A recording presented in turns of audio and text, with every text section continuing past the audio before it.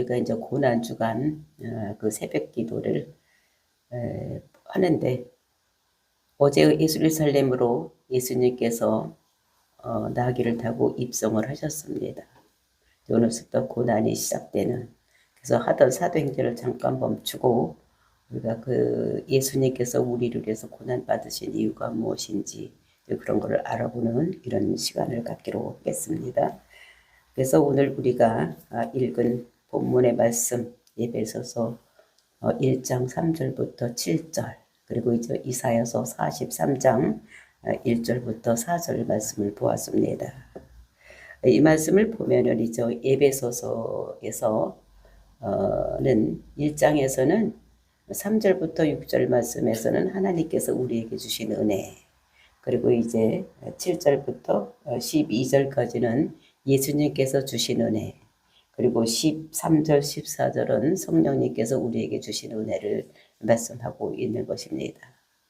그래서 우리가 오늘 읽은 본문의 말씀, 하나님께서 주신 은혜, 예수님이 우리에게 주신 은혜가 무엇인지, 정말 그것을 통해서 우리가 죄사함을 받는 이런 것들을 우리에게 말씀하고 있어서 우리가 이제 고난 주간에 알아봐야 될 이런 것이라고 생각해서 우리가 오늘 그 본문을 택했습니다.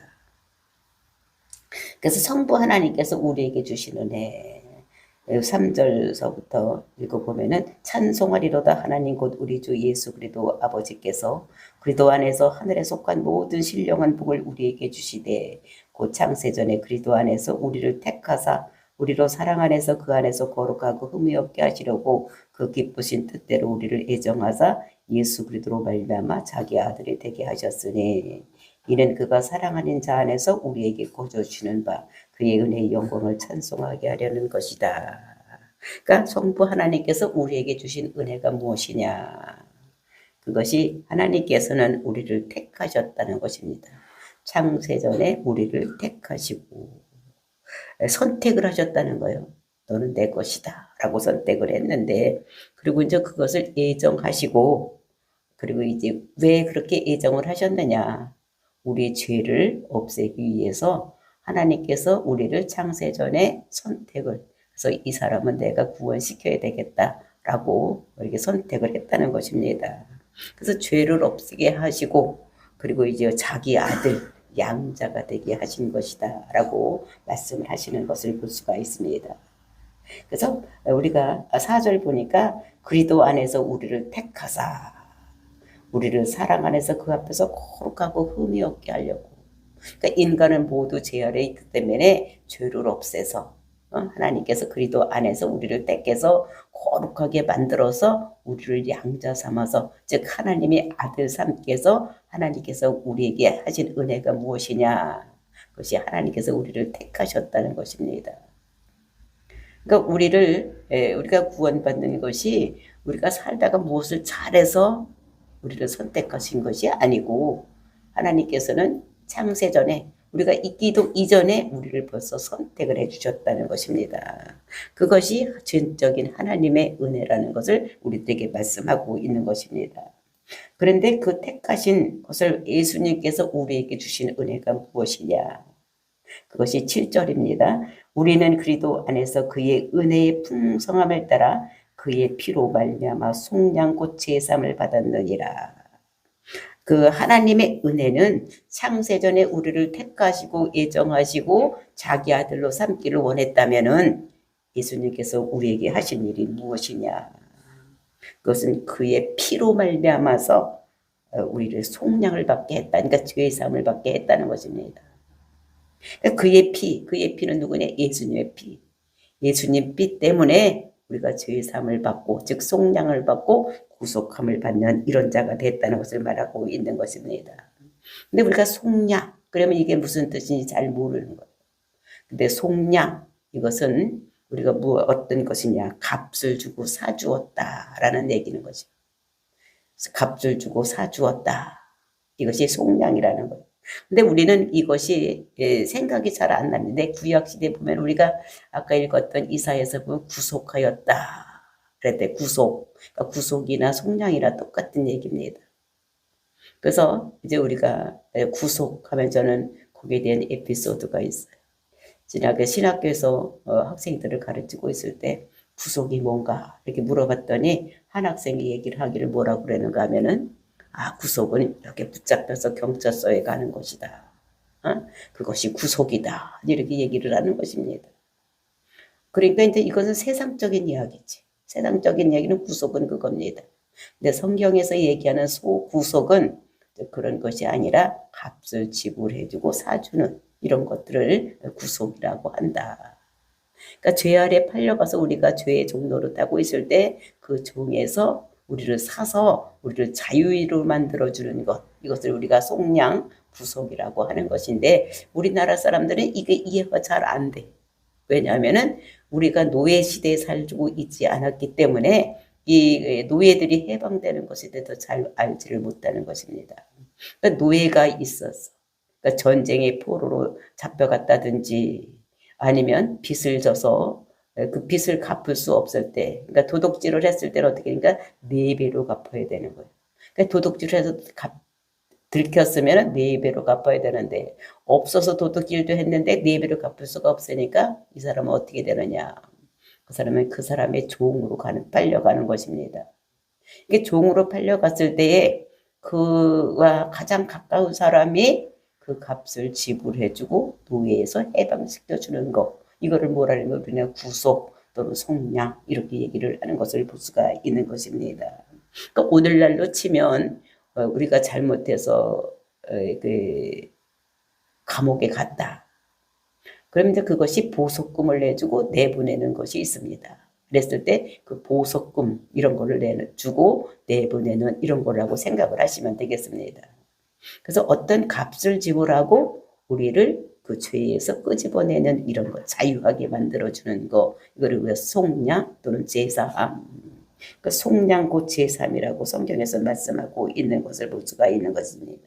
그러니까 이스라엘 백성들, 즉 성경에서는 이 제도를 고엘 제도라고 하는 것을 우리에게 설명하면서 어떻게 우리가 풀려날 수 있는 것인가, 빼앗겼던 것을 우리가 어떻게 되찾을 수 있는가를 설명하고 있는 것이 룻기에 보면은 그 고엘 제도에 대한 이야기를 하고 있는 것을 볼 수가 있는 것입니다. 그러니까 이제 우리가 돈이 없어서 내가 가졌던 땅을 다 바로 잡혔어. 그러면 내 땅이 하나도 없습니다. 그것을 불쌍히 여기는 우리 친척 중에서 이제 그것을 사서 나에게 다시 돌려주는 것. 이것이 고엘 제도인 것을 우리가 알 수가 있는 것입니다. 근데 이것이 그 예수님의 피가 우리를 죄의 삭선 사망이 있기 때문에 사망으로 갈 수밖에 없는 우리를 예수님의 피가 우리를 모든 죄에서 속량하게 되는 이런 것인 것을 말하고 있는 것입니다. 우리가 예수님께서 십자가를 지기 위해서 우리가 어제 종려 주일에 예수님께서 나귀를 타고 그 예루살렘으로 올라가셨는데 그 예수님께서 예루살렘에 나귀를 타고 올라간 이유가 뭡니까? 십자가에서 죽기 위해서 올라가셨어. 그 십자가 죽으면 어떤 일이 있느냐? 그 피가 우리에게 은혜를 주는 것. 하나님과 예수님과의 약속이 있었던 것인 것을 볼 수가 있는 것입니다. 그래서 그 피가 우리에게 가장 큰 은혜를 주는 것이 무엇이냐? 그것이 우리를 풀어주는 것, 죄에서 해방시켜주는 것.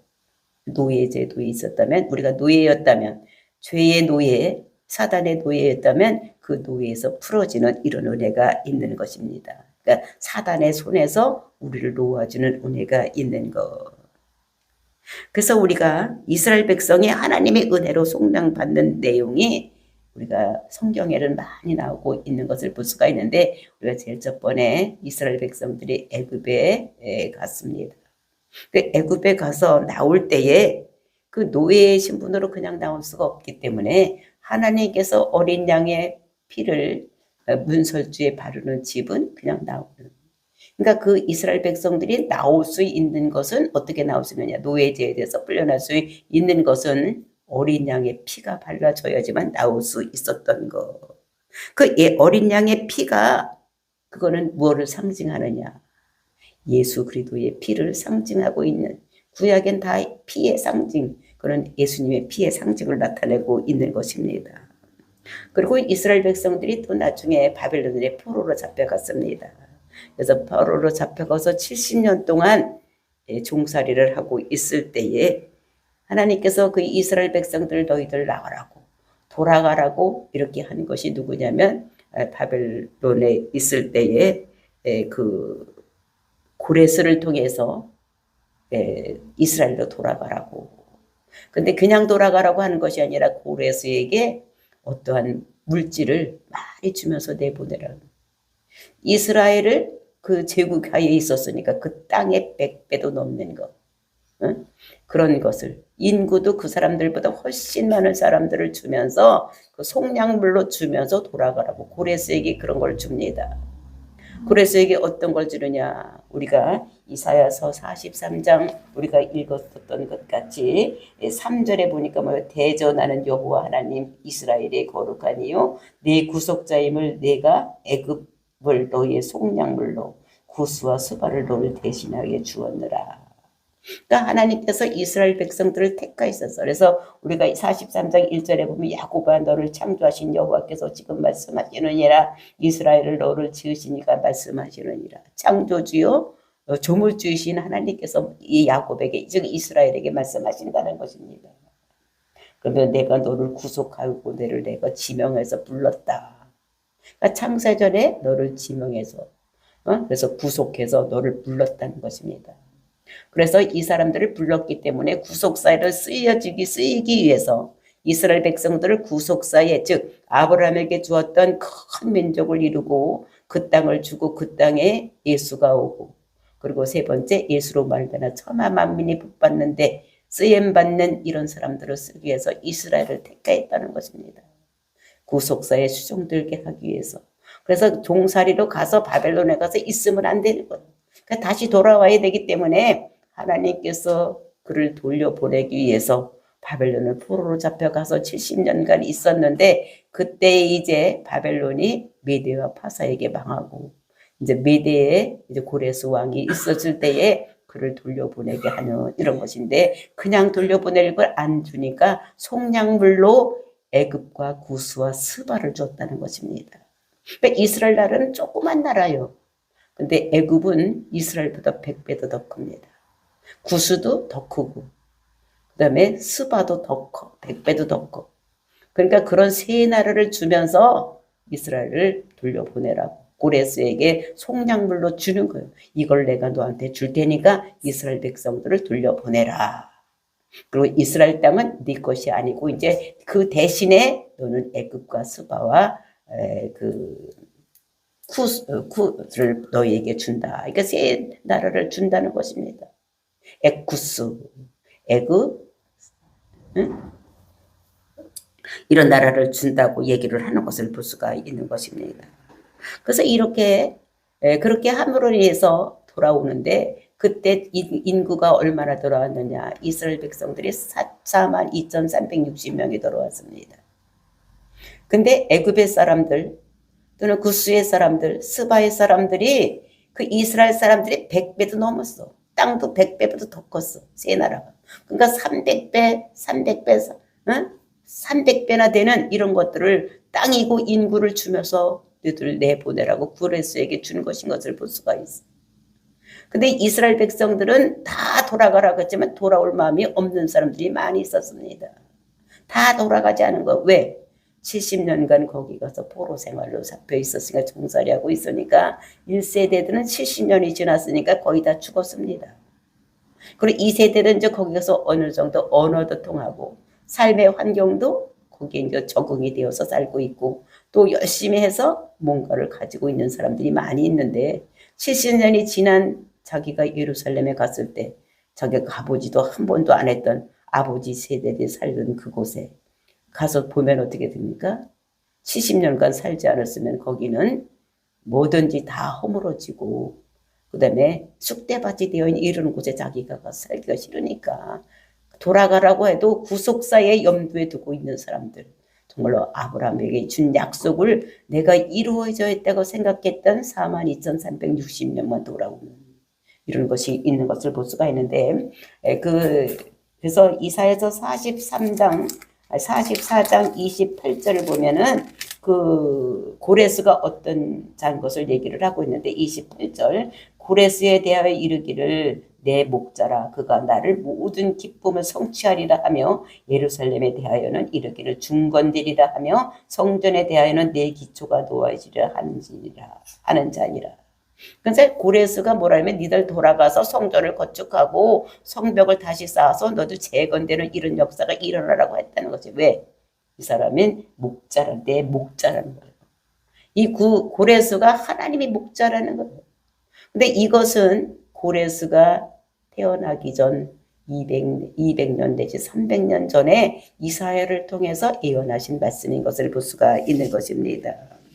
그래서 이렇게 고레스를 내 목자라고 그래서 이스라엘 백성들을 글로 보내는 이런 역사가 일어난다고 얘기를 하고 그래서 여기서 메대에서 풀어지는 이런 역사가 일어나는 것을 그런데 그때에 하나님께서는 고레스에게 그 이스라엘의 300배도 넘는 이런 땅과 인구를 주면서 돌려보내는 이런 것들을 볼 수가 있는 것입니다. 그러니까 내 대신에 내가 이만큼을 돌아보내겠다고 이사야서 43장 4절에서 말씀하고 있습니다. 내가 내 눈에 보배롭고 존귀하며 내가 너를 사랑하였은즉 내가 내 대신 사람들을 내어주며 백성들이 내 생명을 대신하리라. 그러니까 생명을 대신해서 그러니까 너를 대신해서 불러주는 이런 역사가 일어난다는 것을 그러니까 내 대신 즉 42,360명 대신에 누구를 주느냐 애굽과 구스와 스바 그 땅과 그 인구들을 고레스에게 모든 것을 준다는 것을 말씀하고 있는 것을 그래서 이런 구약의 속량을 우리가 보면서 우리는 훨씬 더 보배롭고 존귀한 자들이라는 것을 우리는 알 수가 있는 것입니다. 왜 우리를 이렇게 보내주느냐 이것을 보면은 되는 것입니다. 어떻게 보내주느냐 근데 이스라엘의 결혼 문화를 보면 우리가 그것을 이해를 할 수가 있는데 결혼할 때 이스라엘 백성들을 어떻게 하느냐 장인 어른에게 여자의 몸값을 주고 사오는 이런 것이 이스라엘의 결혼 문화인 것을 볼 수가 있어요. 근데 그 여자의 몸값이 얼마냐 그것은 정해지지 않은 것이 어떤 사람은 결혼 한 판에 팔려갈 수도 있고 어떤 사람은 소 한 마리 어떤 사람은 커다란 아파트 같은 걸 주고 싸우는 사람이 있다는 것입니다. 그것은 왜냐하면 그 여자가 내가 보기에 얼마나 귀중하고 내가 얼마나 사랑하느냐에 따라서 그 장인에게 주는 값이 다르다는 것을 우리들에게 말씀하고 있는 것입니다. 그래서 아브라함이 이삭을 장가 보낼 때에 그 종을 통해서 예물을 그 지참금을 보냈는데 얼마를 보냈습니까? 낙타 10마리에다가 집에 있는 귀중한 것을 다 싸서 보내는 이런 것들을 우리가 보는 것입니다. 그래서 이스라엘 백성들을 42,360명을 보내기 위해서 하나님께서는 그들이 얼마나 존귀하게 생각을 하는지 그 이스라엘 나라보다도 이스라엘의 인구보다도 100배도 더 많은 그런 새 나라를 주는 애굽과 스바와 구스를 주는 이런 놀라운 역사가 일어났던 것을 우리에게 보여주시는 것을 볼 수가 있는 것입니다. 그러니까 하나님이 보시기에 이스라엘 백성들이 엄청나게 값어치 있게 보여준 거예요. 그 애굽 사람이나 스바 사람이나 구스 사람은 하나님께서 창조하신 사람이 아닙니까? 다 창조하신 사람이지만 특별히 이스라엘 백성들이 귀하게 여겨 구속사에 쓰임받는 그 사람들이 귀하게 여겨졌기 때문에 이렇게 죄로 묶였던 너희들을 살려서서 다시 보낸다. 이렇게 하신 것 같이 오늘날 우리도 얼마나 귀중한 사람인 것을 보면은 우리는 우리 대신에 누가 속량물로 줬습니까? 자기 아들 예수를 속량물로 십자가에 주고 죄 대신 죽을 수밖에 없는 우리를 살려내신 이런 것인 것을 볼 수가 있는 것입니다.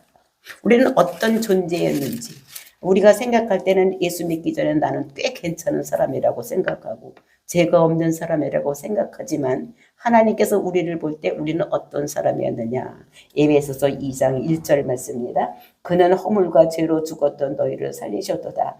그때의 너희는 그 가운데서 행하여 이 세상 풍조를 따르며 공중 권세를 잡은 자를 따랐으니 곧 지금의 불순종의 아들들 가운데서 역사하는 영이라. 너희는 어떻게 해요? 그 가운데서 행하였다는 거예요. 세상 풍조를 따랐다는 거예요. 그래서 허물로 죄로 죽었던 너희들이라는 거예요. 우리는 허물과 죄 때문에 지옥 백성으로 살아갈 수밖에 없는 우리로서 세상 풍조를 따라갔다는 것입니다. 그래서 세상 풍조를 따랐고 공중 권세를 잡은 자를 따라갔던 사람들이, 공중 권세를 누가 잡고 있으니까? 사단이 잡고 있는 거예요. 공중 권세 아래, 사단 아래 우리의 종노릇하고 있는 우리를 건져서 하나님 백성 삼으시기 위해서 사랑하는 아들 예수를 이 땅에 보내주시고 우리 죄를 짊어지고 십자가에 죽으시고 그 흘리신 피가 우리를 깨끗하게 씻어서 정하게 되게 하는, 그래서 하나님의 아들로, 그러니까 속량물로 누구를 줬느냐? 예수 그리스도를, 자기 사랑하는 아들을 우리 대신에 내어주고 우리를 산 분이 누구냐면 하나님이라는 거예요. 그러니까 우리가 예수님보다 더 귀중하게 생각하신 이런 것을 우리가 여기서 볼 수가 있습니다. 그래서 하나님은 내가 너를 보배롭고 존귀하게 여긴다. 하나님이 우리를 볼 때에 우리를 어떻게 보느냐? 보배롭고 존귀하게 본다는 것입니다. 이사야서 43장 3절 4절 말씀입니다. 내가 내 눈에 보배롭고 존귀하며. 여러분, 한 사람 한 사람이 어떻게 보입니까? 보배롭게 보인다는 거예요. 존귀하게 보인다는 것입니다. 그리고 이제 내가 너를 사랑하였은즉, 하나님께서 우리를 사랑하였다는 거예요. 보배롭고 존귀하고, 그리고 이제 내가 너를 사랑하였은즉 내가 네 대신 사람들을 내어주며. 그러니까 여기서는 누구 얘기냐? 구약이니까 사람들, 애굽과 구스와 스바 사람들을 100배도 더 많은 나라 사람, 세 나라를 다 우리 대신, 그러니까 이스라엘 백성들 대신에 내어준다는 거예요. 그리고 백성들이 네 생명을 대신하리라. 그 백성들이 네 생명을 대신해 주는 이런 것이 이제 구약의 그림자라면, 오늘날은 우리를 보배롭고 존귀하게 여겨서 우리가 사단의 죄 아래서 묶여있는 지옥 가는 백성들, 죽음으로 가고 있는 백성들을 어떻게 하느냐? 내 생명을 대신해서, 내 죽음을 대신해서 예수님께서 이 땅에 오시고 우리를 위해서 십자가를 죽으심으로 인해서 우리가 살 수 있는, 즉 구속 속량의 역사가 일어났다는 것을, 제3의 역사가 일어났다는 것을 우리들에게 말씀하고 있는 것입니다. 그래서 우리는 어떤 은혜를 받은 자인지, 이것이 우리가 이사야서 43장 2절을 보면, 내가 물 가운데로 지날 때 내가 너와 함께 할 것이라. 강을 건널 때 물이 너를 침몰하지 못할 것이며 내가 불 가운데 지날 때도 타지 아니할 것이요 불꽃이 너를 사르지도 못하리라. 우리가 이 세상 살아가면서 불 같은 시험, 물 같은 시험이 있는 거예요. 힘들고 어려운 물이 있을지라도 강을 건너갈 때 물이 너를 침몰하지 못하고, 불 가운데 있을지라도 불이 너를 태우지 못하는 이런 역사가 일어난다는 것입니다. 이것이 죄 때문에 힘들고 어려운 문제가 있을 때 하나님께서는 우리를 돌봐주신다는 것을 말씀하고 있는 것입니다. 그래서 주님은 뭐라고 말씀하십니까? 너는 내 것이다. 너는 내 것이라는 것. 사단의 것이 아니라는 것입니다. 너는 내 것이다. 내가 너를 지명해서 불렀나니 너 김성수 이렇게 불렀다는 거예요. 언제? 창세 전에 우리를 지명해서 너는 내 것이라고 이렇게 불러서 내가 너를 보배롭고 존귀하게 여긴다, 이렇게 말씀하시는 것을 볼 수가 있는 것입니다. 그래서 우리가 어느 시대에 어디에서 우리가 살더라도 하나님께서는 우리가 길을 갈 때에, 인생길을 걸어갈 때에 물 같은 시험, 불 같은 시험이 우리를 힘들게 어렵게 한다고 할지라도 하나님께서는 우리를 상하지 않게 건져준다고 말씀하시는 것입니다. 그래서 우리가 내가 너를 소중하게 보배롭고 존귀하게 여긴다는 거예요.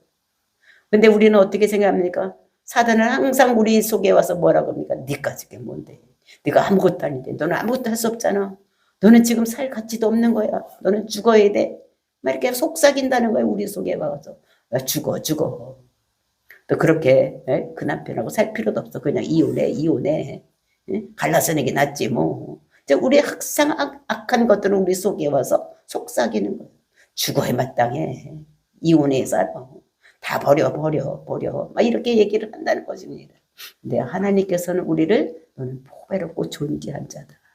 내가 너를 사랑하였은즉 예수님을 이 땅에 보내주시고 우리를 대신해서 십자가를 죽게 하시고 그 흘리신 보배로운 피가 우리 죄에서 사함받는 이런 놀라운 역사가 일어난다는 것을 우리들에게 말씀하고 있는 것을 볼 수가 있습니다. 그래서 우리는 내가 아무것도 아닌 것 같아도 나는 예수님의 피값인 것을, 응? 예수님의 피로 우리가 살아나는, 그러니까 우리가 얼마나 귀중하면은 하나님께서 하나밖에 없는 독생자를 우리를 위해서 내어주시고 죽게 하시고 우리를 살려주셨겠습니까? 그러니까 나를 생각할 때 나는 보통 사람이 아니다. 나는 어떤 사람이다?